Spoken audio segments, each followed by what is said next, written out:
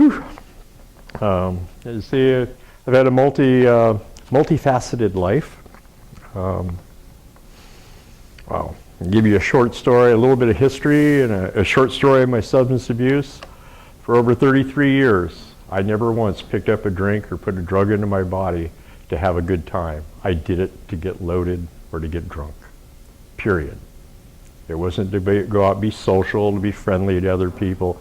I did it to cover up what was going on inside of me, and to smother the feelings and the thoughts and the memories, and try to bury the history that I was taught as a young man. In there, it brought up, I also has, I mentioned it has a little bit of mental health issues. Yes, I have depression, I accept that. I have PTSD, historical trauma, anxiety. I accept that. Some of those, I feel, in my opinion, are directly linked to my substance abuse, that I damaged my brain. And it's damaged to a point where it's not going to recover unless I take my medications. Please be thankful that I took them this morning. So, oh boy. There's some history here that goes along. I mentioned historical trauma. There's history that happens here, that has happened here in the past, and has happened directly to my family. I'm a Winnemem Wintu. It means I'm a McCloud River Wintu, the middle water people. We've been here since the dawn of time. My great aunt lived right down over here on Butte Street and Continental Streets. She taught me my heritage, taught me how to be an Indian, while I was getting Christianity beat into me when I went back home into the Bay Area. I learned of the genocide that happened here that is by far not recognized by many. In fact, it's denied by quite a few. The massacres that happened, the people that were murdered and killed, the lands that were stolen, the 18 treaties that were not ratified, the derecognition of our tribe as a people. There's over 500,000 of us in California that are Indians, that have proof. I carry a little card that says I'm a California Indian, but it says I'm not of a recognized tribe, so you're not an Indian. That plays upon my PTSD and plays upon my depression and anxiety. In my own family, my great aunts were captured and sold as Indian maiden brides for $200 apiece. Their first husbands took them to Reno. They came back.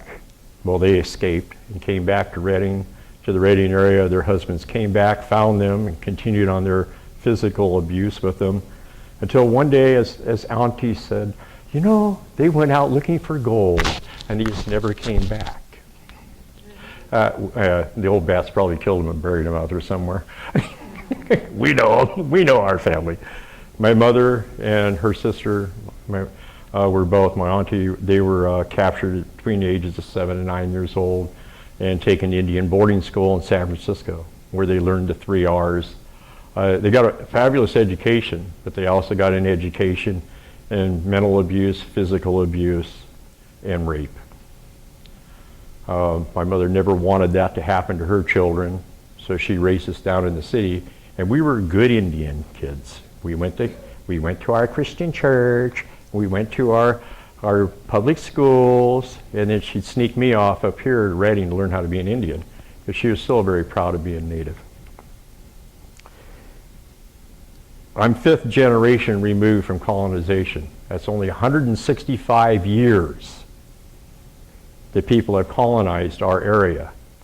Think about that. That's 165 years. It is very close to us about the colonization. We know the stories. We know the history. And we also know what is being taken away from us on a regular basis. So that too, that plays upon the PTSD and a little bit of depression, because when we look around, our visions and thoughts are a lot different than others. We are tied to the land, and the land is tied to us. We don't own the land owns us. And there's no place in this area or no place in the Americas we can go that wasn't at one time ours. Also, there's no place that we can go within this country, especially this county and Siskiyou County and Tehama, that we can't go. The genocide didn't happen, and it wasn't it was a government promoted program. Although it wasn't officially done by the government, they hired regulators, bounty hunters, vigilantes, and paid them to kill us. And it wasn't until 1972 the law was taken off the book that any native found off reservation could be considered a renegade Indian and could be killed. That was 1972. I was just graduating high school then. So, you know, it's very close to me. It's in my life. It always is. And it's in my face on a regular basis. A lot of the life stressors for us Native people is not being understood. That, you know, we get told well, you know, that was the past. You know, you got to bury the past. You got to let things go. You know, let's move on with that.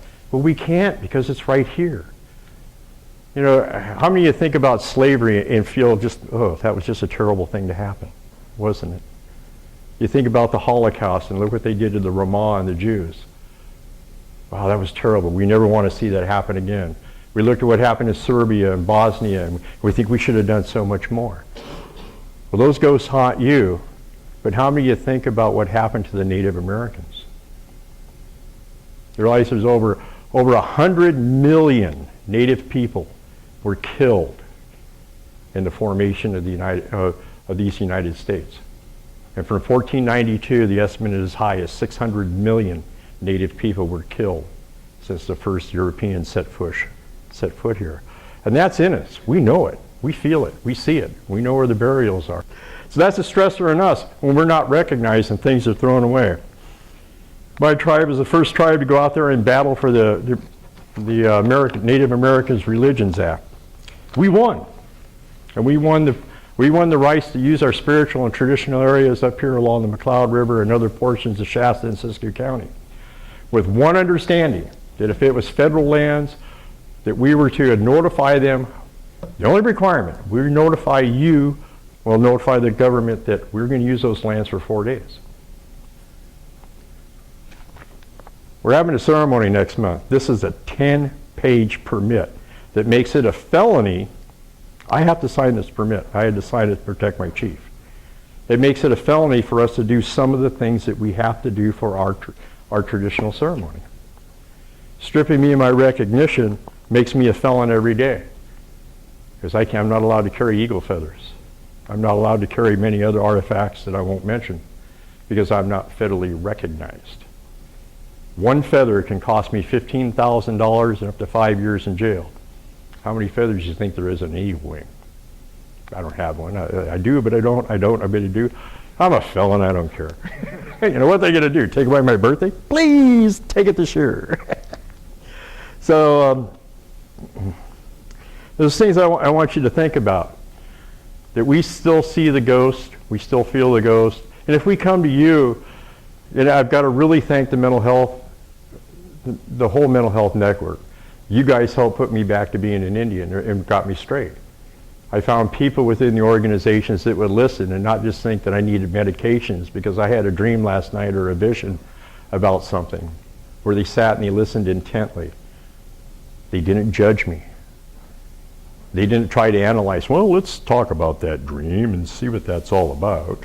You know, they were able to listen to me, and we were able to sort out the history together and find out where the roots of my anxiety, the roots of my alcoholism and my drug abuse, the roots of my depression, and help me out when I said, hey, you know, no matter what I do, and some days I can't move. Well, maybe if we take a little bit of let's try a little bit of medication. They didn't say, oh, here, have a whole bunch of it. They let me say, I'd like to try a little bit. And I take just a little bit. And it takes the edge off. Because all the tools that I was taught through my counselors and therapists help me to control what goes on inside of me. When I get too anxious, I can breathe. I can say, instead of knock you on your butt, you know. I can walk away, I can breathe, and when I don't want to move, I can move. And I really thank the mental health and all my counselors and everyone out there that does this wonderful work. A piece of advice for you all that I learned is that I was a substance abuse counselor. I worked with the tribes for 3 years and worked for 10 years in treatment centers. My primary jobs was to work with the native people. Geez, hire an Indian to work with the Indians. Wow, somebody got that one right. A little piece of advice for you so that you don't end up with PTSD like I did from working as an ambulance attendant in a fireman search and rescue, is take care of yourselves. When you have a tough one and you don't understand what's going on and it's eating at you, talk to each other. It's okay. Get together and talk about it. Seek the answers of those questions that are going on in your mind. Let the anxiety go, and it only works if you talk to each other and you work with each other. You know, we can't solve all of the problems individually, but together we can solve a lot of problems. As one of the native elders told me when I just came back to ceremony, you know, they were giving me a ration about a bunch of stuff because I was a little bit off one day. He says, you know, if you ain't no good to yourself, you ain't no damn good to anybody else. And he threw my butt in a sweat lodge. Then he drugged me out and stuck me on top of Mount Lassen for 4 days. I came back a different man. That's what I needed. I didn't need to go to the puff unit. I didn't need to go take more medication. I didn't need a straitjacket. I didn't need to go sit in county jail for a couple days. I needed to be drugged to the top of that damn mountain to find out what's going on in here and how it's connected to here and how all this is affected. You know what he was? He was a retired mental health worker. He helped save my sanity. So I just kind of wrap it up here and think, when you have one of us come in that's just frazzled and rattled and doesn't know what to do, open your ears and open your hearts. Let us ramble, let us speak, let us shout, let us scream, let us cry. If a native man is crying in front of you, that means I trust you. I trust you people, because I'm tearing up. I can finally trust other human beings where I couldn't before. Love you all, and please take care of yourselves.